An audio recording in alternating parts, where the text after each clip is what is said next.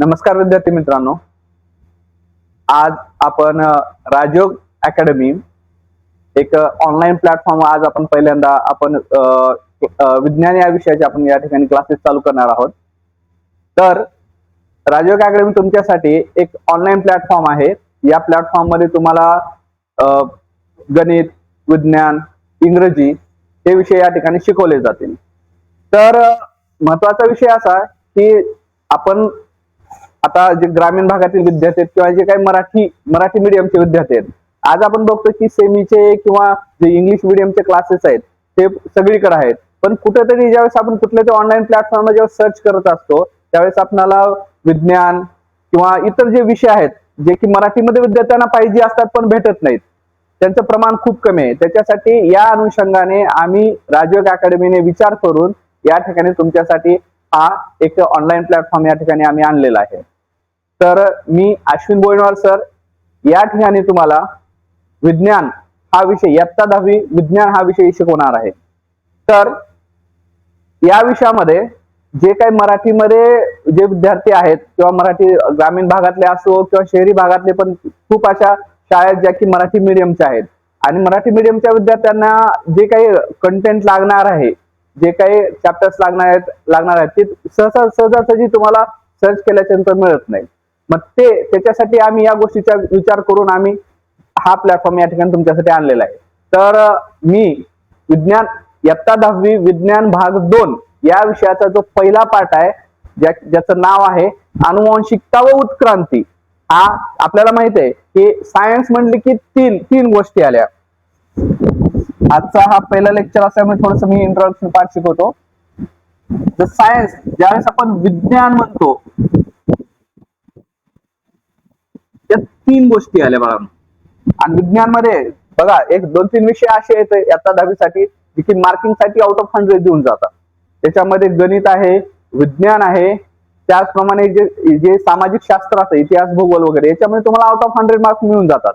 तसं विज्ञान मध्ये सुद्धा आपल्याला 100 मार्क्स मिळवण्यासाठी खूप सोपं असतं। त्याच्यासाठी विज्ञान ही अशी गोष्ट असते जे की उग पाठ केलेलं नाही होत। त्यासाठी विज्ञान काय आहे, काय असतं, ज्यावेळेस तुम्ही 12वीला जाल, 12वी मध्ये तुम्ही नीट त्यानंतर तुम्ही जे काही जेई किंवा सीईटी वगैरे आहे, MSCET म्हणू शकतो आपण, ठीक आहे, त्याची जेव्हा प्रिपरेशन करतात त्यावेळेस महत्वाचा विषय हा सायन्सच ठरत असतो। सायन्स या विषयामध्ये आपल्याला माहिती आहे 3 गोष्टी असतात। कोणत्या? एक असतो फिजिक्स, त्याला आपण भौतिकशास्त्र असं म्हणतो। दुसरा आहे केमिस्ट्री आणि तिसरा आहे बायोलॉजी। फिजिक्स, केमिस्ट्री, बायोलॉजी असे आपल्याकडे 3 विषय असतात। परंतु ज्यावेळेस तुम्ही 11वीला झाला, 11वी 12वीला, त्यावेळेस तुम्हाला हे विषय तुम्हाला वेगवेगळे भेटतील। पण 10वीचं जे पुस्तक आहे त्याच्यामध्ये फिजिक्स आणि केमिस्ट्री, 10वीचं जे विज्ञानचं पुस्तक आहे त्याचे फिजिक्स आणि केमिस्ट्री हे पार्ट 1 मध्ये येतं, भाग 1 मध्ये येतं। आणि जे बायोलॉजी आहे, बायोलॉजी किंवा नंतर पुढे इकॉलॉजी वगैरे जे इन्व्हायरमेंटल जे काही विषय आहेत ते पार्ट 2 मध्ये येतात। पार्ट 1 हा परीक्षेसाठी 40 मार्कासाठी असतो, पार्ट 2 हा 40 मार्कासाठी। अशा प्रकारे आपल्याला टोटल एकूण 80 मार्काची प्रिपरेशन या ठिकाणी आपल्याला करायचं आहे। आणि ज्या विद्यार्थ्यांना कोणाला नीटला वगैरे जायचं आहे तशा विद्यार्थ्यांसाठी हा विषय खूप महत्वाचा आहे।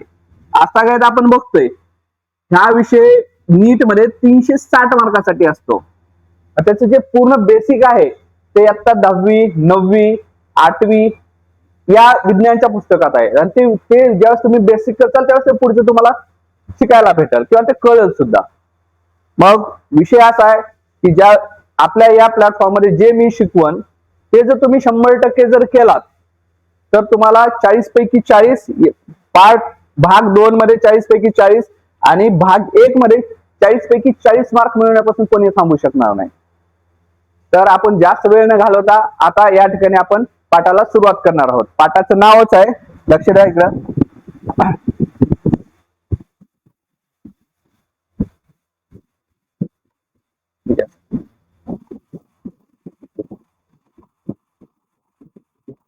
पाठाचं नाव आहे आपल्या पाठ पहिला आहे त्याचं नाव आहे आनुवंशिकता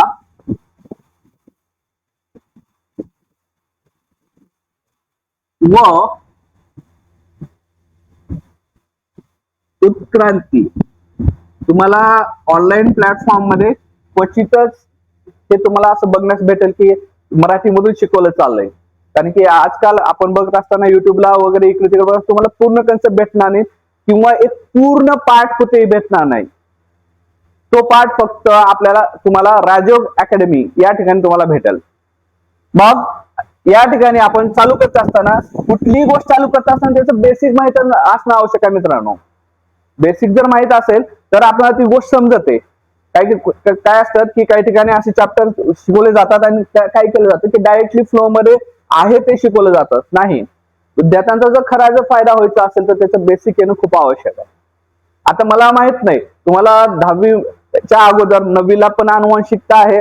काही ठिकाणी तुम्हाला इतर दुसऱ्या पुस्तकामध्ये सुद्धा तुम्ही कुठे कुठे आनुवंशिकता, त्याला इंग्लिश मध्ये आपण म्हणू शकतो हेरिडिटी अँड इव्हॉल्युशन. म्हणजे तुम्हाला फक्त माहित असावं म्हणून मी या ठिकाणी लिहितोय. आनुवंशिकतेच्या बाबतीत तुम्हाला किती नॉलेज आहे हे मला माहित नाही, पण जी शक्य होईल तितकं तुमची कन्सेप्ट बिल्ड करण्याचा प्रयत्न या ठिकाणी आम्ही करणार आहोत. तर पाठ चालू करत असताना सुरुवातीला आपण पाठाच्या संबंधित बोलू. पहिला प्रश्न येतो कोणता? आपण 10वीचं शिकवत आहोत ही गोष्ट गांभीर्याने घ्या, महत्वाचं. त्याच्यासाठी कन्सेप्ट बिल्ड करा अगोदर. त्याच्यासाठी मी तुम्हाला जे बेसिक आहे ते सांगणार आहेत. बघा, पहिल्यांदा प्रश्न येतो आनुवंशिकता म्हणजे काय?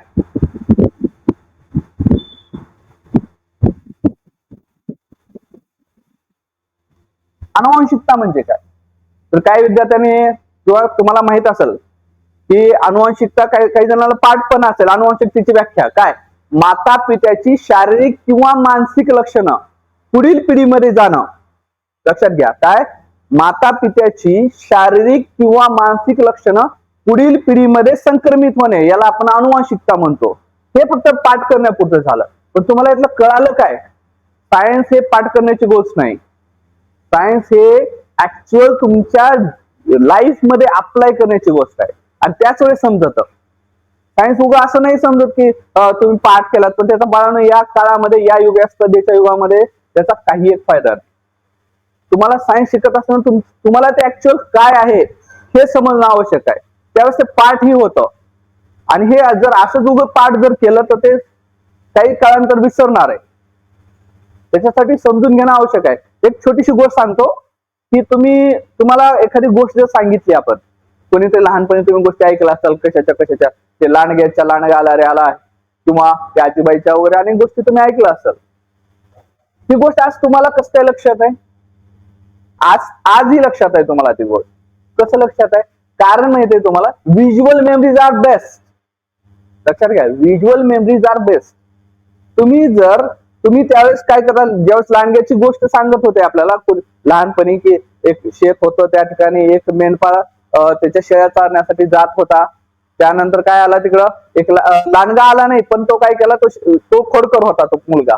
तो झाडावर जाऊन बसला आणि त्या ठिकाणी शेतामध्ये माणसं काम करत होती. त्याला काय सुचलं की आपण त्यांची खोड काढू. त्यानं तो लांडगा आला रे, जास्त गोष्टीमध्ये मी जात नाही, फक्त सांगतोय की व्हिज्युअल मेमरीज आर बेस्ट. लांडगा आला रे आला, ते माणसं पळत यायचे. नंतर हा काय करायचा, त्यांना हसायचा. एक दिवस लांडगा यायचाच खरा, पण नंतर ते माणसाला माहित झालं की हा आपली खोडी करतोय. ठीक आहे, ही गोष्ट तुम्हाला असं माहित आहे. कशावरून? तुम्ही ते चित्र आहे ना ते डोळ्याच्या समोर फिरवत होता, त्याच्यामुळे तुम्हाला ही गोष्ट माहित आहे आणि ते ऍक्च्युअल मध्ये तुम्हाला समजली ती गोष्ट. आता हे जे आहे, आता जे व्याख्या जी आहे अनुवंशिकतेची व्याख्या आपण सांगितली. कोणती व्याख्या सांगितली आपण अनुवंशिकतेची? की माता पित्याची. या ठिकाणी आपण अनुवंशिकतेची व्याख्या बघत होतो. काय? माता पित्याची शारीरिक किंवा मानसिक लक्षणे पुढील पिढीमध्ये संक्रमित होण्याच्या प्रक्रियेला आपण अनुवंशिकता असे म्हणतो. त्याच्यात आपल्याला नेमकं समजलं काय? तर ध्यानात घ्या, आपल्याला माहित आहे बाळांनो की जर मांजर असेल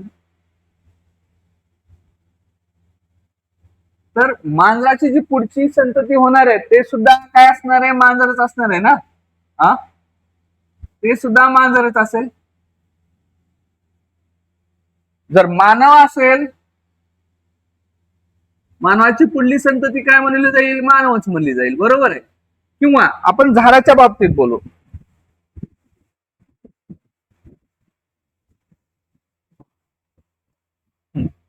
की समजा आपल्याकडे झाड आहे पेरूचं. पेरूच्या झाडाला काय लागणार आहे? पेरूच लागणार. काय बदल होईल का? पेरूच्या झाडाला आंबे लागतील का? असं होणार नाही. पेरूच्या झाडाला आंबे थोडेच लागणार आहेत. हे तर लक्षात घ्या. लहान लहान लेकरांना कधी विज्ञान शिकले का? नाही. छोटे लेकरू आहे, पण त्याला जर आपण म्हटलं की काय कर, तू तिथे आंबे आहेत, आंब्याचं झाड आहे आणि आंब्याच्या झाडावर जाऊन पेरू घेऊन ये, ते आपल्याला वेड्यात काढेल का नाही? शक्य आहे का हे? त्याला विज्ञान माहित आहे. फक्त ते विज्ञान पुढे जाऊन तो शिकणार आहे ही गोष्ट अलग झाली, पण ऑलरेडी त्याला सायन्स माहित आहे. तर ते म्हणाले येडा झालेस का? आंब्याच्या झाडाखाली जाण पेरू घेऊन ये. असं होऊ शकते का? होणार नाही हे त्यालाही माहित आहे. का? त्याला कुठंतरी त्याला आकलन झालेलं आहे की असं होऊ शकत नाही बाबा. आंब्याच्या झाडाला हा आंबाच लागणार, पेरूच्या झाडाला पेरूच लागणार. मग त्याला अनुवांशिकता ही माहिती आहे का? नाही माहीत, पण त्याला कळतं की बाबा हे असं होत असतं आणि हे असं होऊ शकत नाही. मग यालाच या ठिकाणी आपण म्हणू शकतो बघा, त्यालाच आपण अनुवांशिकता म्हणतो. त्याला समजलंय की पेरूच्या झाडाला पेरूच लागणार, आंब्याच्या झाडाला आंबेच लागणार, मांजराचं पिल्लू मांजरच होणार, हे त्याला माहित आहे. मग आता आपण काय करू, ही व्याख्या काय म्हणते बघू. बघा या व्याख्येमध्ये काय सांगते? माता पित्याची, कुणाची? माता पित्याची शारीरिक किंवा मानसिक लक्षणे. आता ध्यानात घ्या रे, शारीरिक किंवा मानसिक या दोघांना आपण जैविक लक्षणे असे म्हणू.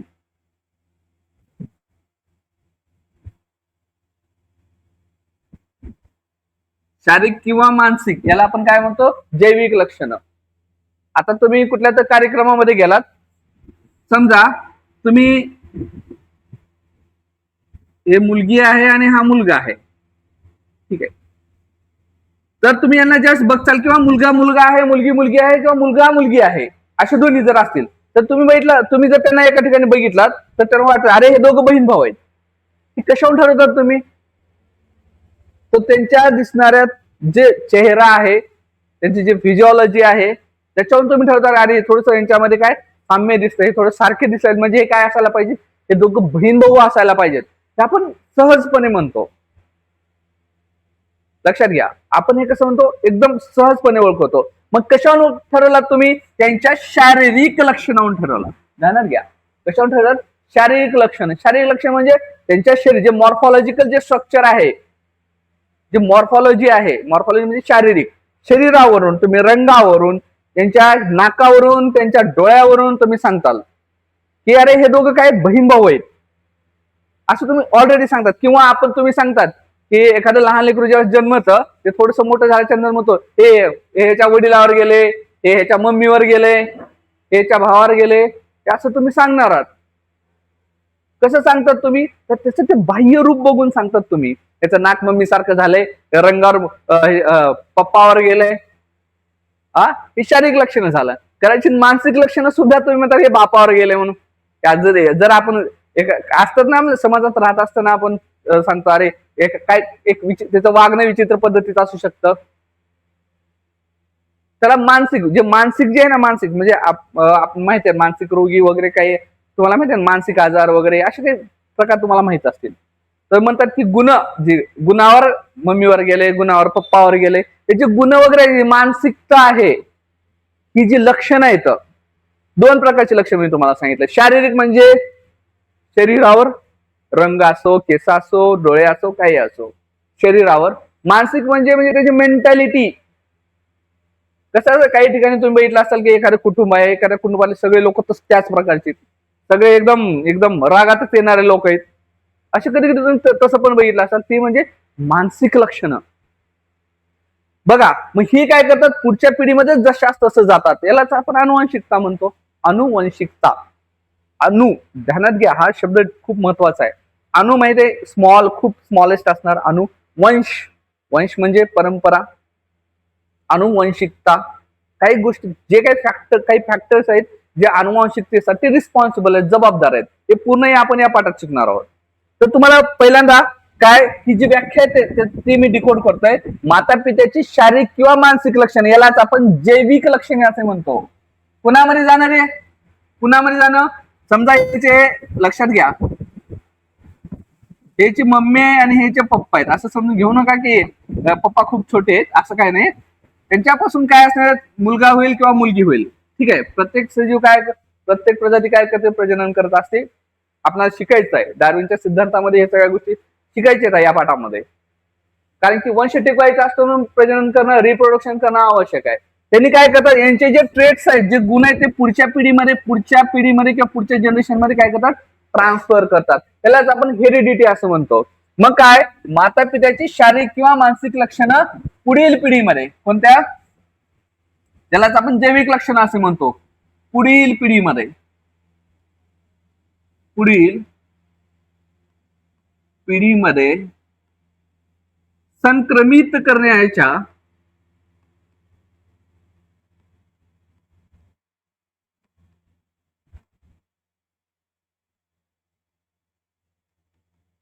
प्रक्रियेला अनुवंशिकता असे म्हणतात. तुम्ही व्याख्या लिहून घेऊ शकता, जे काही मराठी मीडियमचे विद्यार्थी आहेत त्यांनी ही व्याख्या लिहून घेऊ शकतात. आणि ही व्याख्या त्यांना पाठ असायला पाहिजे. पाठ नाही, समजलं असेल तर ऑटोमॅटिक पाठ होतं. काय, जी लक्षणं आहेत, कोणती लक्षणं, किती प्रकारची लक्षणं, 2 प्रकारची, शारीरिक आणि मानसिक. मानसिक म्हणजे सायको नाही, हा एकदम कसं असतं की आपण लेफ्टी म्हणतो, आपण लेफ्टी, ठीक आहे, म्हणजे जे डावखोरे लोक असतात त्यांच्या पिढीमध्ये कोणतरी असतं, ते लक्षण कोणतं, ते शारीरिक पण झालं, एक प्रकारे मानसिक पण झालं. किंवा काही जन्मतात खूप हुशार असतात, त्यांची कोणीतरी आजी आजोबा किंवा वडील खूप हुशार असतात, पुढची पिढी सुद्धा तशीच बनते. हे अशा प्रकारचे काही मानसिक सुद्धा लक्षणं असतात, जे की पुढच्या पिढीमध्ये आपल्याला बघायला मिळतात. काही शारीरिक लक्षणं असतात जे की पुढच्या पिढीमध्ये बघायला मिळतात. एक्झाम्पल, शारीरिक लक्षण थोडक्यात मी सांगतो, जे कधी जन्मखून आहे, जन्मखून, एक आईच्या किंवा वडिलांच्या शरीरावर एक जन्मखून आहे, जे की तुम्हाला कुठं पुढच्या पिढीमध्ये, त्यांच्या लेकरामध्ये किंवा त्यांच्या लेकरामध्ये पुढे तुम्हाला ती जन्मखून बघायला भेटते.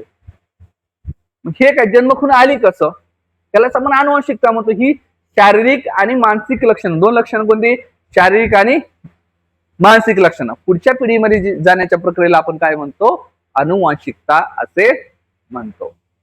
ठीक आहे, ही कन्सेप्ट क्लिअर झाली असेल तर आपण पुढे जाऊत आता. ठीक आहे, तर नाव, आता काय असतं की कुठलेही एखादी, हा सायन्सचा विषय आहे, हा विज्ञानचा विषय आहे, आणि विज्ञानाच्या विषयामध्ये आपण हे बघतोय अनुवांशिकता, उत्क्रांती. कधीही कुठलाही चॅप्टर वगैरे असताना त्याच्यामध्ये कुणीतरी योगदान खूप दिलेलं असतं, कुणीतरी त्याच्यामध्ये खूप मोलाची कामगिरी. आज आपण विज्ञान वाचतो, कुठलाही विषय वाचतो आपण, ते वाचण्यासाठी, ते आपल्या समोर आणण्यासाठी खूप जणांनी मोलाचं योगदान दिलेलं असतं. ते त्यांनाच आपण विज्ञानामध्ये आपण त्यांना शास्त्रज्ञ असं म्हणतो, सायंटिस्ट. आपल्या 10वीच्या पाठामध्ये पहिल्यांदा आपल्याला या ज्यांनी अनुवांशिकता या फील्डमध्ये, हेरिडिटी या फील्डमध्ये ज्यांनी खूप मोलाचं योगदान दिले, त्यांच्याविषयी आपल्याला पहिल्यांदा या ठिकाणी आपल्याला बघायचं आहे. तर बघू शास्त्रज्ञ कोणते कोणते होते. पण तत्पूर्वी या पाठामध्ये आता अनुवांशिकतेची व्याख्या बघितलं, पण आपल्याला एक फ्लो न जायचं आहे. फ्लो मध्ये आपल्याला काय काय शिकायचं ते अगोदर समजून घ्या. या पाठामध्ये शिकायचं काय, महत्वाचा विषय. तर पहिल्यांदा बघा, या पाठामध्ये आपल्याला अनुवांशिकता, जे की आत्ताच झालं, पहिल्यांदा आपल्याला अनुवांशिकता, आपला फ्लो असा असणार आहे. पहिल्यांदा आपल्याला अनुवांशिकता शिकायचं आहे. द्या, आपला जो फ्लो आहे त्या फ्लो मध्ये पहिल्यांदा आपल्याला काय शिकायचं आहे, अनुवांशिकता म्हणजे काय शिकायचं आहे. त्यानंतर आपल्याला शिकायचं आहे सेंट्रल डोगमा. सेंट्रल डोगमा हे शिकायचं आहे. त्याच्यानंतर आपल्याला 3 नंबरला शिकायचं आहे. त्यानंतर घ्या, पहिल्यांदा अनुवांशिकता शिकलं, नंतर सेंट्रल डोगमा, त्यानंतर आपल्याला शिकायचं आहे उत्क्रांती म्हणजे काय. या पाठामध्ये काय काय शिकायचं ते बघू आपण.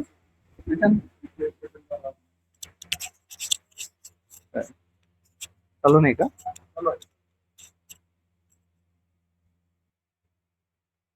ओके, नक्की. अनुवंशिकता आपण बघितलंय. या पाठातला आपल्याला फ्लो नेमकं 10वीचा हा जो पाठ आहे तो आपल्याला काही टप्प्यामध्ये पूर्ण करायचा आहे. ते टप्पे कोणते कोणते? पहिल्यांदा अनुवंशिकता, अनुवंशिकते संबंधित आपल्याला त्याच्या संबंधित सगळं शिकायचं आहे. त्यानंतर सेंट्रल डोग्मा ही काय प्रोसेस आहे हे आपल्याला शिकायचं आहे. त्याच्यानंतर उत्क्रांती, उत्क्रांतीच्या नंतर आपल्याला 4 नंबरला शिकायचा आहे डार्विन. हा खूप महत्वाचा आहे. डार्विनचा सिद्धांत. एक फ्लो तयार होईल. तुम्हाला काय शिकायचं आहे याचा एक फ्लो तयार होईल.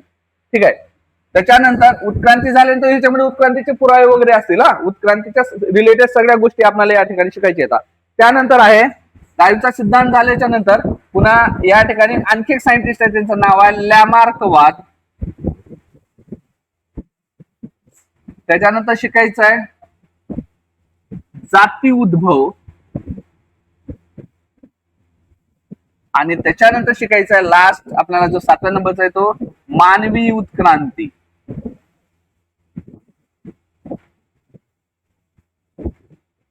आपल्याला हे इतके सगळे काय शिकायचे आहेत. आपल्याला या सगळ्या कन्सेप्ट, हा आपला फ्लो असेल. पहिल्यांदा आपल्याला या फ्लो मध्ये काय शिकायचं, अनुवांशिकता, ज्याची व्याख्या फक्त बघितलंय, पण ऍक्च्युअली याच्या रिलेटेड आपण आणखी काय बघितलं नाही. हा फक्त एक इंट्रोडक्शनरी पार्ट आहे पूर्ण. त्यानंतर सेंट्रल डोग्मा, ऍक्च्युअल पाठाचा जो गाभा आहे ना अनुवांशिकतेचा, तो हा आहे सेंट्रल डोग्मा. बघू आपण त्या काय असतं काय नाही ते. त्यानंतर उत्क्रांती आहे, पुन्हा डार्विनचा सिद्धांत आहे, लॅमार्कवाद आहे, जाती उद्भव आहे, आणि पुन्हा लास्ट जे आहे ते मानवी उत्क्रांती. आपण या पाठाला 7 टप्प्यामध्ये काय केलं, विभागलेलं आहे. मग आपण आज आपला पहिला टप्पा जो आहे तो आपण चालू करणार आहोत. त्याचं नाव आहे अनुवांशिकता. अनुवांशिकतेची व्याख्या मी आता सांगितली थोड्या वेळापूर्वी. तर काय करू आपण आता, अनुवांशिकतेच्या रिलेटेड सगळ्या गोष्टी शिकू.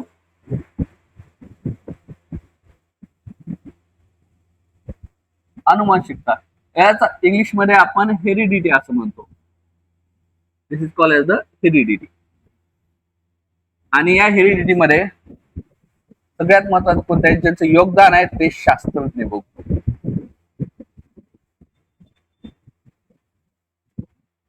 या शास्त्रज्ञाचं योगदान खूप महत्वाचं आहे. अनुवांशिकतेमध्ये जे शास्त्रज्ञ आहेत त्यांचं योगदान खूप मोठं आहे. तर बघा बाळांनो, पहिल्यांदा जे शास्त्रज्ञ आहेत त्यांचं नाव आहे ग्रेगर जोहान मेंडेल. तुम्ही आता 9वी मध्ये बघितलं असेल की मेंडेलनी काय केलं होतं की अनुवांशिकतेचा पाया कसा रचला होता. त्यांनी अनेक एक्सपेरिमेंट केले होते. वटाण्याचे तुम्ही झाडं बघितलं असेल, पुस्तकामध्ये वाचलेलं असेल. त्या पुस्तकामध्ये त्यांनी सांगितलेलं आहे की एका पिढीतून दुसऱ्या पिढीमध्ये गुणांचं स्थानांतरण कसं होतं. ऍक्च्युली ते मायक्रो लेवलला त्यांनी ते सांगितलं नाही, पण की वटाण्याची जी झाडे घेतली, एक उंच झाड, एक ठेंगणं झाड, त्याच्यानंतर काय लाल फुले येणारी, पांढरी फुले असणारी अशा झाडांचं त्यांनी काय काय संकर घडून आणला होता. आणि त्याच्यातून संतती पुढची पिढी कशी तयार होते हे सांगितलं. आपण त्याच्याबद्दल काही जास्त डिस्कस करणार नाही. आपण या ठिकाणी फक्त त्या अनुवांशिकतेचा पाया कोण रचला त्याच्याबद्दल सांगतोय. तर लक्षात घ्या, ग्रेगर जोहान मेंडेल आपण म्हणू शकतो, किंवा मेंडेल, ग्रेगर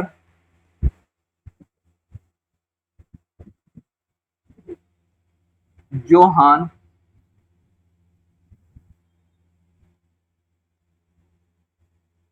मेंडेल.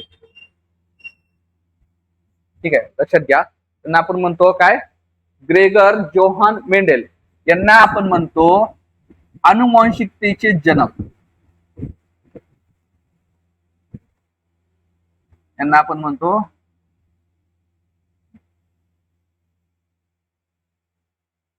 परीक्षेमध्ये विचारलं जाऊ शकतं, अनुवांशिकतेचे जनक कोणाला म्हणतात, अनुवांशिकतेची सुरुवात कोण केलं, तर ते आहे सर ग्रेगर जोहान मेंडेल. हे आपण 9वी मध्ये शिकलेलं आहे. अनुवांशिकतेची सुरुवात ही सर ग्रेगर जोहान मेंडेल यांनी केली. त्यानंतर मोलाची पुढे 2 नंबरचे जे आपले जे सायंटिस्ट आहेत त्यांचं नाव आहे वॉल्टर सटन.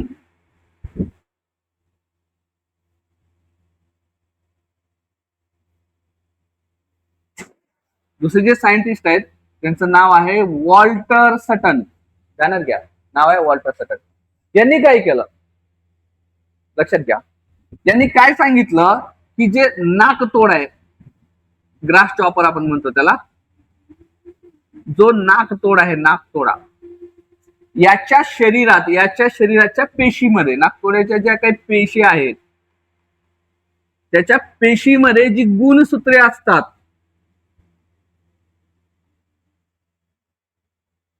पेशीमध्ये काय असतात, गुणसूत्रे असतात. ती गुणसूत्रे जोडीने असतात. कशी असतात, जोडीने. गुणसूत्रे कुणाच्या, नाकतोड्याच्या शरीरामध्ये जी गुणसूत्र असतात ते जोडीने असतात. हे कोण सांगितलं, वॉल्टर सटन साहेबांनी सांगितले. आता ऍक्च्युअल मध्ये आता हे संबंध बघू, आपण शब्द बघू. काय बघा, जी पेशी असतात आपल्याला माहित आहे, ही जी पेशी आहे, समजा मी अशा पद्धतीने पेशी काढतोय, लक्षात घ्या. हे पेशी काढतोय, या पेशीमधले सगळे आपल्याला माहित आहे हे असतं पेशी केंद्रक. आणि पेशी केंद्रकात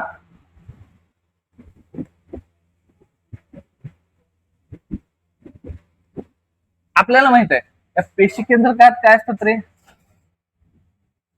असे गुणसूत्रे असतात. काय असतात, गुणसूत्र. त्यालाच आपण म्हणतो क्रोमोझोम. त्याला आपण म्हणतो क्रोमोझोम. गुणसूत्रे असतात. तर हे दिसत नाही, आय थिंक सो. एक मिनिट ऐका.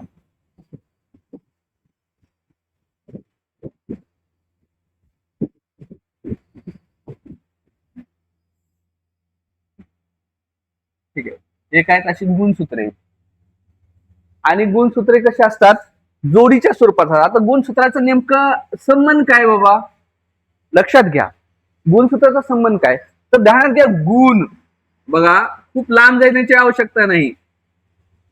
एखाद्या गोष्टीचा अर्थ समजण्यासाठी लांब जाण्याची आवश्यकता नाही. त्या शब्दातच त्या गोष्टींचा अर्थ लपलेला आहे. खूप दूर जाण्याची गरज नाही. गुणसूत्रे म्हणजे काय असतात, तर आपण एकदा विचार केला पाहिजे की नेमकं ही व्याख्या काय, म्हणजे शब्द काय म्हणतो. गुण, गुणालाच आपण लक्षणे असे म्हणतो. आणि सूत्रे, लक्षणासाठीचे काही सूत्र आहेत. लक्षण, आता इथं लक्षणाचा संबंध आपल्या अनुवंशिकतेमध्ये आला. माता पित्याची लक्षणं, जे गुण आहेत, पुढच्या पिढीमध्ये जातात. आणि ते कशातून जात असतील, तर कशा मार्फत जात असतात, गुणसूत्राच्या मार्फत जात असतात. आणि ही जी गुणसूत्र आहेत, आता गुणसूत्राच्या संबंधी आपण गुणसूत्र हे सेपरेट टॉपिक या ठिकाणी बघणार. का, तर तुम्हाला जर गुणसूत्र समजत नसतील, डीएनए माहित नसतील, तर हा पाठ समजणार नाही. फक्त तुम्ही पाठ कराल, ऍक्च्युअल मध्ये हा पाठ समजणार नाही. जे विद्यार्थी पुढे जाऊन नीटची वगैरे तयार करणार आहेत त्यांच्यासाठी हे म्हणजे जे बायोलॉजी आहे, जे जीवशास्त्र आहे, ते नक्कीच अवघड जाईल. का, तर सगळं तर पेशी आणि गुणसूत्रावरच आहे. गुणसूत्र म्हणजे डीएनए. ठीक आहे, त्याच्यासाठी आपण आता सेपरेट टॉपिक घेणार आहोत.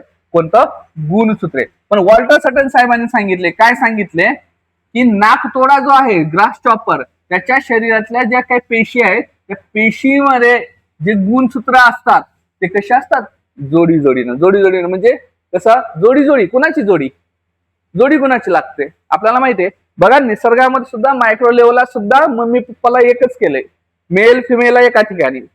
ज्या ठिकाणी कुठे तर लग्नामध्ये गेलात, कुठल्या कार्यक्रमात गेलात, जिथं मम्मी आहे तिथं पप्पा नाही, सॉरी असं नाही होऊ शकत, पण जिथं पप्पा आहे तिथं मम्मी राहतेच. बघितलं असाल तुम्ही, कुठेही जोडी नाही. मग इथं सुद्धा एखाद्या पेशीमध्ये सुद्धा निसर्गाने त्यांना अलग केलं नाही. इथं सुद्धा ज्या ठिकाणी मेल क्रोमोझोम ज्या ठिकाणी असेल त्या ठिकाणी फिमेल क्रोमोझोम म्हणू शकतो आपण असतात, किंवा आयडेंटिकल. आता ते पुढे आहेत, सजातीय, विजातीय. सध्याला फक्त तुम्हाला समजण्याच्या भाषेमध्ये सांगतोय की ज्या ठिकाणी काय गुणसूत्र जे असतात ते कसे असतात, जोडी जोडीनं असतात. आता जोडी जोडीनं गुणसूत्र म्हणजे काय, तुम्ही 9वी मध्ये शिकले, सजातीय गुणसूत्रे, विजातीय गुणसूत्रे. आता जर एखादा मानवी पेशीमध्ये आपली जी पेशी आहे, आपली एक पेशी काढली, तर पेशीच्या केंद्रकामध्ये जर गुणसूत्र बघितलं तर अशी किती, 46. There are 46 chromosomes. 46 गुण येतात, गुणसूत्र येतात आपल्यात. त्याच्यामध्ये 23 गुणसूत्राच्या जोड्या असतात बाळांनो. 23 गुणसूत्राच्या जोड्या म्हणजे अशी किती होतात, 46 गुणसूत्रे. मग वॉल्टर सटन साहेबांनी काय सांगितलं की नाकतोडा जो आहे त्याच्या पेशीमध्ये काय आहेत गुणसूत्र. गुणसूत्र कशाच्या स्वरूपात आढळतात? जोडींच्या स्वरूपात आढळतात. हे कोण सांगितलं? वॉल्टर सटन साहेबांनी सांगितले. आणखी विषय काय, हा पॉइंट खूप महत्वाचा आहे, गुणसूत्रे, जो की आपण सेपरेट टॉपिक हे करणार आहोत, समजून घेणार आहोत. का तर मला माहित आहे म्हणण्यापेक्षा आपण शालेय जीवनामध्ये असताना जे विज्ञान आहे हे विज्ञान हे खूप प्रायमरी लेवलचं असतं. त्याच्यामध्ये खूप काही अशा गोष्टी येतात ज्या की त्यांच्या गोष्टींचा उलगडा दिलेला नसतो किंवा कन्सेप्ट या क्लिअर दिलेल्या नसतात, ज्या की डिकोड करावं लागतात, जे की तुम्ही 11वी आणि 12वी मध्ये करताल म्हणजे बायोलॉजीच्या बुकमध्ये, एनसीईआरटीच्या बुकमध्ये. पण हे समजायला पाहिजे ना. आता गुणसूत्र म्हणजे काय असतं? विद्यार्थी फक्त पाठ करणार गुणसूत्रे गुणसूत्रे गुणसूत्र, पण समजलं काय गुणसूत्राचा अर्थ काय नेमकं? हे बहुतांश विद्यार्थ्यांना माहित नसतं. त्याच्यासाठी सगळ्यात महत्वाचं या पाठामधले इथून ह्या 10वी मध्ये मी आत्ताच सांगतोय की गुणसूत्र काय असतं. कारण की हे आहे जेनेटिक्स. हे जे मी सगळं शिकवतो ना याला आपण जेनेटिक्स असं म्हणतो, जेनेटिक्स. आणि जेनेटिक्स हे एक म्हणलं जातं की असं काय नाही की खूप अवघड आहे, कुठली गोष्ट अवघड नसते, केल्याच्यानंतर अवघड नसते. जेनेटिक्स हा जो विषय आहे त्याच्यामध्ये जर तुम्हाला डीएनए समजलं, गुणसूत्रे समजलं, पेशी समजली, तर तुम्हाला जेनेटिक्स किंवा हे जे अनुवांशिकता आहे हे हार्ड जाणार नाही. त्याच्यासाठी अगोदर खूप महत्वाचं आहे गुणसूत्र जाणून घेणे. गुणसूत्र काय असतं, कसं असतं, कुठं असतं, या सगळ्या प्रश्नांची उत्तर या ठिकाणी तुम्हाला मिळणार आहेत. तर ध्यानात घ्या. मग वॉल्टर आपण ते चालू करणार, गुणसूत्र स्पेशल टॉपिक थोड्या वेळामध्ये आपण चालू करणार आहोत. त्याच्या अगोदर वॉल्टर सटन साहेबांनी आपण फक्त काय बघतो, सायंटिस्ट बघतोय. पहिल्यांदा काय अनुवांशिकतेचे जनक कोण बघितलं? Gregor Johan Mendel. वॉल्टर सटन साहेबांनी केले नाकतोड्याच्या शरीरामध्ये पेशीमध्ये जे गुणसूत्र आहेत ते कसे असतात? जोडीने असतात, जोडीने असतात. ते लिहून घ्या. काय केलं वॉल्टर सटन साहेबांनी? काय सांगितले? नाकतोड्याच्या शरीरामध्ये पेशीतील जे गुणसूत्र आहेत ते कसे आहेत, कसे आढळतात? जोडीनं आढळतात. कळतं? ओके. यानंतर आपल्याकडे थर्ड सायंटिस्ट आहेत.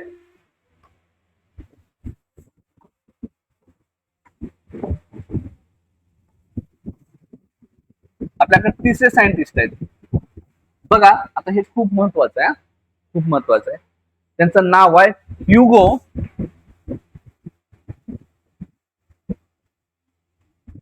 दी रीस. नाव ध्यानात ठेवा, ह्युगो द रीस. लक्षात ठेवा काय? ह्युगो द रीस. यांनी काय सांगितलंय 1901 मध्ये एक सिद्धांत मांडला. कोण काय केलं हे महत्वाचं आहे खूप. मेंडेलला काय म्हणतो? जनक म्हणतो. वॉल्टर सटन साहेबांनी काय केले? वॉल्टर सटनने सांगितले की काय गुणसूत्र हे जोडी जोडीनं असतात, एकटं नाही राहत. कसं असतं ते? जोडी जोडीनं असतात. तसं ह्यांनी काय सांगितले? उत्परिवर्तनाचा सिद्धांत खूप महत्वाचा आहे. तुम्हाला नवीन नवीन गोष्टी या ठिकाणी बघायला भेटते. उत्परिवर्तनाचा सिद्धांत.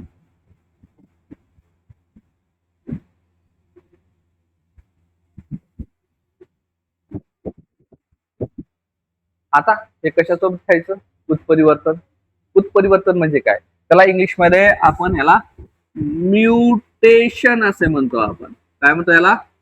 दिस is called as the mutation. मान्य आहे. आपण काय करतो? हे आई आहे समजा,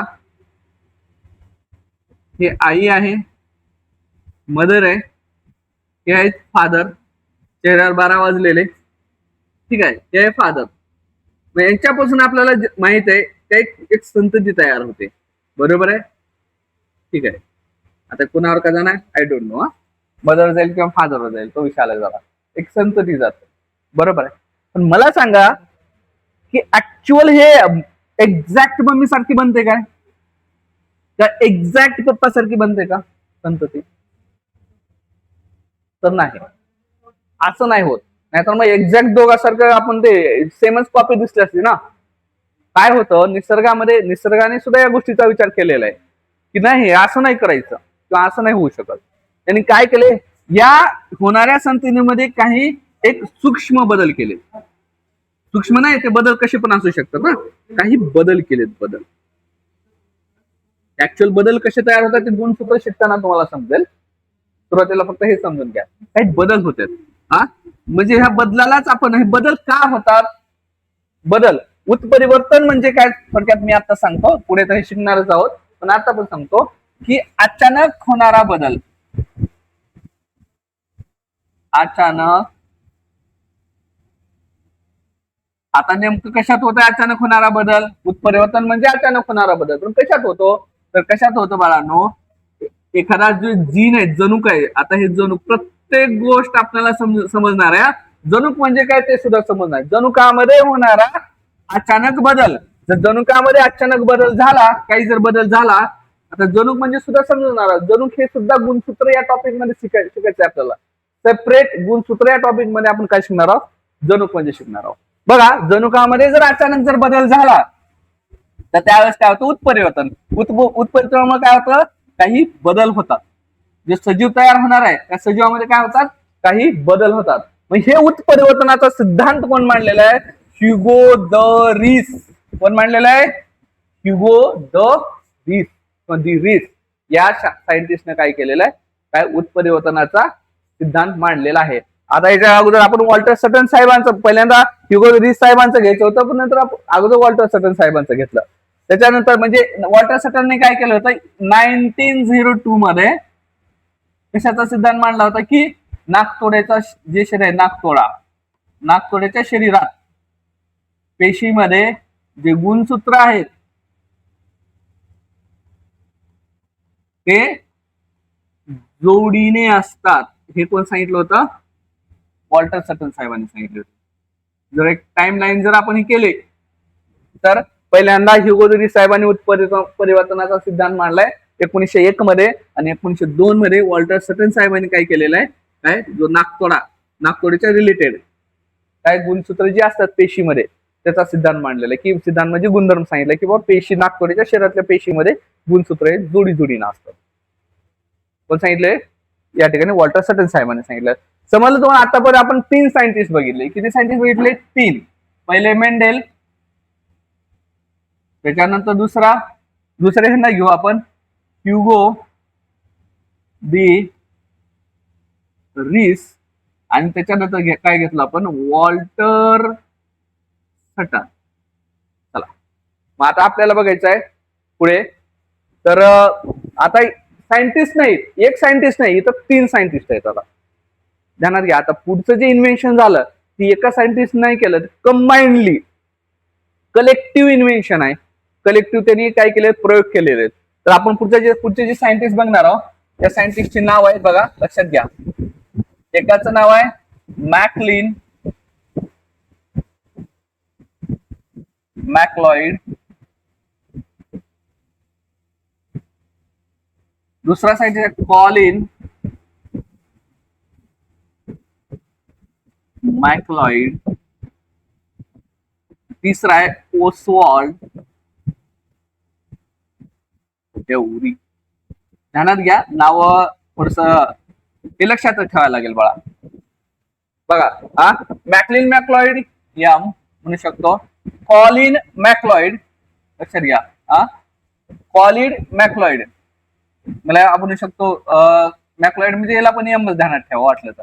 हा, आणि ओसवाल्डला ओ लक्षात ठेवा. मॉम ध्यानात ठेवा, मॉम. बरोबर, मॉम. मॉम इथं पण मॉम आली. हा, ठीक आहे, आई सगळीकडे आहे, इथं पण आहे. ठीक आहे. M for McLeod, M for McLeod, O for Oswald, and M for, sorry हे दोन्ही पण झाले ना, मॅकलिन मॅकार्टी. सॉरी, हा इथं राहिलं मॅकलिन मॅकार्टी. थोडं हे झालं लिहिण्यामध्ये. काय? McLean McCarty, Colin McLeod, Oswald Avery. म्हणजे M for McCarty, O for Oswald आणि एम फॉर मॅकलॉइड, अशी तीन नाव तुम्हाला लक्षात ठेवायला पाहिजे. ध्यानात घ्या, परत एकदा सांगतोय. Mom, M for McCarty, O for Oswald, तुम्हाला कुठेही भेटणार नाही हे ध्यानात ठेवा, आणि एम फॉर मॅक्लॉइड. मॉमला ध्यानात ठेवा, तिन्ही सायंटिस्ट लक्षात राहिले तुम्हाला. तर तुम्हाला मॉम. आता म्हणतात सर हे अवघड जाते, ध्यानात नाही. तुम्ही कंटिन्यू ज्यावेळेस अभ्यास करताल ना, रिव्हिजन करताल त्यावेळेस लक्षात ठेवून. नाहीतर मॉम आहेच. जिथं कुणाचं काही चालत नाही तिथं मम्मीचं चांगलं चालतंय. Mummy, Maugham. ठीक आहे, कळलं नाव तुम्हाला. मॅकार्टी, ओसवाल्ड आणि मॅक्लॉइड अशी 4 नावं. या त्रयींनी, या तिघांनी जसं की आपल्याला पार्ट विज्ञान भाग 1 चा जो पार्ट आहे मूलद्रव्याचे आवर्ती वर्गीकरण, त्याच्यामध्ये डोबे राहण्याचे त्रिक आहेत, त्रिक जे की शिकायचे नंतर. तसं याही ठिकाणी आपल्याकडे त्रिक आहेत, मॅकार्टी, ओसवाल्ड, मॅक्लॉइड. या तिघांनी काय केलं, काय सांगितलं की विषाणू वगळता, ध्यानात घ्या, विषाणू वगळता, कोण वगळता, विषाणू वगळता डी आणि ए, ध्यानात घ्या, विषाणू वगळता डीएनए हीच जनुकीय सामग्री आहे. इतर सजीवांची जनुकीय सामग्री आहे. बाकीच्या विषाणू जर वगळलं, विषाणू म्हणजे त्याला आपण म्हणतो सर, विषाणू म्हणजे काय, तर त्याला बाळानो व्हायरस असे म्हणतो आपण. व्हायरस, विष असलेला अणू, हे मारतय. कुठलाही व्हायरस कामाचा नाही, व्हायरस हा मारणारच, ध्यानात ठेवा. विषाणू वगळता का, विषाणू याच्यामध्ये बाळानो याचं उत्तर एक सांगतो की विषाणूमध्ये डीएनए नसतो, त्याचं जेनेटिक मटेरियल जे असतं ते आरएनए. त्याचं जेनेटिक मटेरियल आरएनए. एनसीआरटी पुढे 12वी साठी खूप महत्वाचं आहे. व्हायरस मध्ये आरएनए असतो, सिंगल स्टँडर्ड आरएनए असतो. सध्या तुम्हाला जास्त लक्षात येत नाही त्यामुळे ते सांगणार पण नाही. मग डीएनए सर्व सजीवांमध्ये काय असतो, डीएनए असतो, जो की ठरवतो तुम्ही तुमच्या माता पित्यावर जाणार. हे कोण ठरवतंय, डीएनए. त्याच्या डीएनए मध्ये माहिती साठलेली असते की तुम्ही काय होणार पुढे, तुमचं काय होणार काय नाही, हे कशामध्ये माहिती कशामध्ये साठलेली असते, डीएनए मध्ये साठवली असते. मग या ठिकाणी सांगितलं होतं कोण, मॅकार्टी, ओसवाल्ड एव्हरे आणि कॉलिन मॅक्लॉइड, या तिघांनी सांगितलं की विषाणू वगळता इतर सजीवांमध्ये डीएनए हीच जनुकीय सामग्री आहे. जनुकीय म्हणजे त्यांनीच काय करतात, अनुवांशिकतेच हे करतात. हा ठीक आहे, म्हणजे आहे का, नाही पुढे घ्या.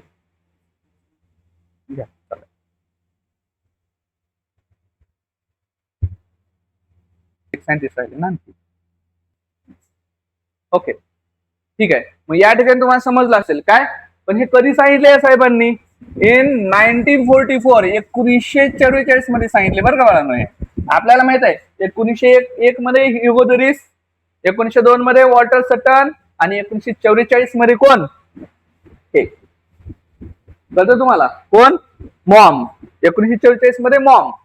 ठीक आहे, कोण, मॅकार्टी, ओसवाल्ड आणि मॅक्लॉइड. सर नाव पाठ नाही गेलं तर मॉम लक्षात ठेवा, तुम्हाला होऊन जाईल. कुठेही भेटणार नाही तुम्हाला, फक्त राजयोग अकॅडमी तुम्हाला हे बघण्यास भेटेल. तुम्हाला लक्षात कसं ठेवायचं हे सुद्धा या ठिकाणी सांगितलं जाईल. सायन्स कसं सोपं करता येईल ते तुम्हाला या ठिकाणी शिकायला भेटेल. ठीक आहे, आता शेवटचे म्हणजे या आपल्या अनुवांशिकता हा जो आपलं जे टॉपिक आहे त्याच्यातले आता शेवटचे 2 सायंटिस्ट राहिलेत. त्या सायंटिस्टचे नाव आपण बघणार आहोत. तर लक्षात घ्या, शेवटचे 2 सायंटिस्ट त्यांचे नाव आहेत. एकाचं नाव आहे जॅक मोनार्ड आणि दुसरं, इथं पण 2 आहेत, इथं 2 आहेत, तिथं 3 होते. आणि दुसरा सायंटिस्ट आहे तिथं जेकब फ्रँकॉइस.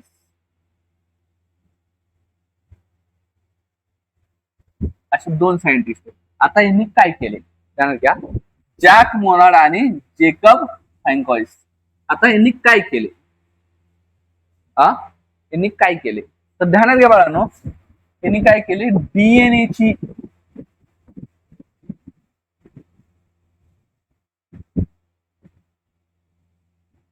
प्रतिकृती तयार केली. आता खूप जणांना प्रश्न असेल आणि खूप जणांना माहित पण असेल, माहित असेल तर चांगलं, नाही माहित असेल तरी चांगलं का, इथं तुमच्या सगळ्या कन्सेप्ट क्लिअर होणार आहेत. कोण कोण, जॅक मोनार्ड आणि जेकब फ्रँकॉइस यांनी काय केलं, डीएनए ची प्रतिकृती. जे काही विद्यार्थी इथून हे लेक्चर काय 10वीचेच विद्यार्थी बघावं असं काही नाही, जे काही इथं स्पर्धा परीक्षेचे जे विद्यार्थी तयारी करतायत त्यांच्यासाठी विज्ञान हा विषय थोडासा अवघडच वाटणार आहे, पण त्यांनी जर हेच लेक्चर बघितलं तर त्यांच्यासाठी सुद्धा फायद्याचं असणार आहे. त्यामुळे कारण की एमपीसी मध्ये बहुतांश एमपीसीचे जे प्रश्न आहेत मी सुद्धा बघितले, त्या परीक्षामध्ये हे पडलेले क्वेश्चन्स आहेत किंवा या कन्सेप्ट आहेत. त्याच्यासाठी त्यांनी सुद्धा बघितले तरी याच्यामध्ये काही अडचण येणार नाही, त्यांच्यासाठी फायद्याचीच गोष्ट असेल. त्यांनी काय केलं, डीएनए ची प्रतिकृती. आता डीएनए ची प्रतिकृती म्हणजे डीएनए कसा दिसतोय आपल्याला कुठं तर तुम्ही बघितलं हे डीएनए असा दिसतो. ओके, समजा हे असं दिसतो डीएनए. तर कुणाला कळालं काय असं दिसतं हे डीएनए? कुणाला माहित आहे? तर हे सगळी देणी या साहेबांची आहे. कोणाची?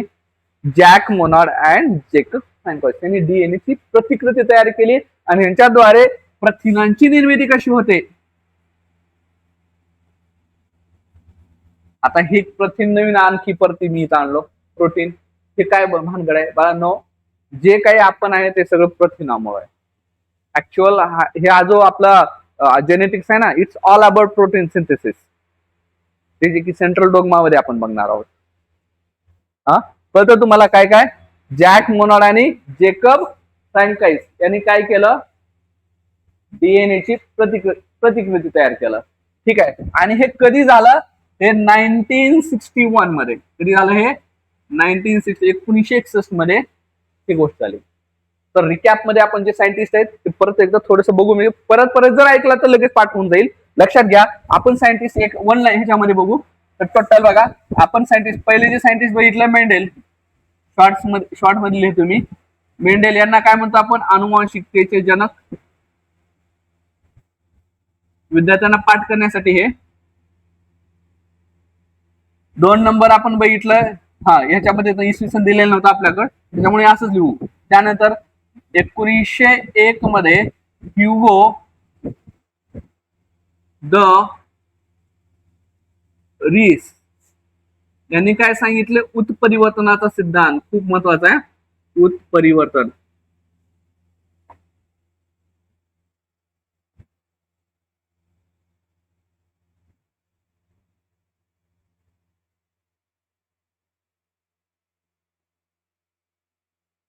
त्यानंतर 1900 पुढल्याच वर्षी लगेच दुसऱ्या, त्यांचं नाव वॉल्टर सटन. त्यांनी काय सांगितलं? नाकतोड्याच्या शरीरात, कदाचित त्यांना नाकतोडे खूप आवडत असतील. नाकतोड्याच्या शरीरामध्ये गुणसूत्रे कशा असतात? जोडीने असतात, हे त्यांनी सांगितलं. नंतर आपल्याकडे या ठिकाणी 3 नावं ज्यांना आपण मॉम असं म्हणलं. हे कधी झालं? सॉरी, आपण हे टाकू. हा, कधी कधी होत? 1944 मध्ये. अरे एक मिनिट. हा,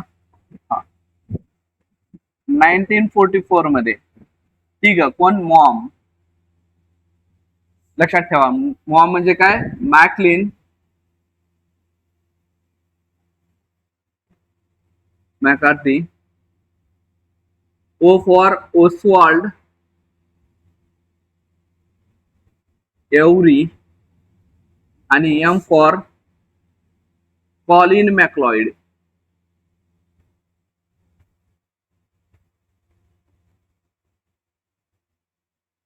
मॅक्लॉइड. ओके. या तिघांनी काय सांगितलं की विषाणू म्हणजे विषाणू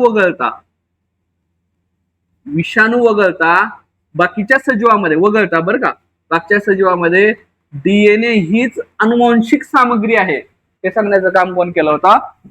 या तिघांनी केलं होतं. आणि आपल्याकडे 5th मध्ये आपण बघितलं 1961 मध्ये. बघा, लक्षात घ्या, फ्रँकॉइस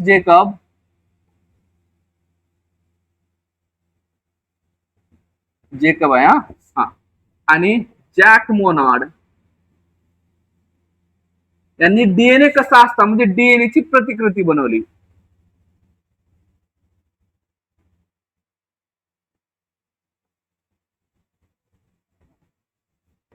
ठीक आहे. अशा पद्धतीने आज आपण पूर्ण जे सायंटिस्ट आहेत, जे शास्त्रज्ञ, त्याच्या संबंधित आपण आणि महाराष्ट्र स्टेट बोर्डचा जो पहिला पॅरेग्राफ आहे तो आपण कव्हर केलेला आहे. त्याच्यानंतर आपल्याला सेंट्रल डोगमाच्या प्रोसेसेस बघायच्या, प्रतिलेखन, भाषांतरण, स्थानांतरण हे सगळं बघायचं. पण तत्पूर्वी तुम्हाला समजण्यासाठी आपल्याला अगोदर डीएनए आणि गुणसूत्र म्हणजे काय हे अगोदर बघायचं. 9वी मध्ये तुम्ही शिकलाय, पण त्याला पाठच केला असेल किंवा काही जणांना माहित पण असेल. असं नाही की मी तुम्हाला कमी सांगतोय, असं नाही. विद्यार्थी हा हुशारच असतो, परंतु बरंच एकदा काही विद्यार्थी म्हणजे सगळ्यासोबत तर हे करता येणार नाही, अन्याय करता येणार नाही. त्याच्यासाठी पहिल्यांदा मी तुम्हाला ते डीएनए, गुणसूत्र ते कशापासून बनतं, काय होतं हे उद्याच्या लेक्चर मध्ये सांगेन. ठीक आहे, धन्यवाद.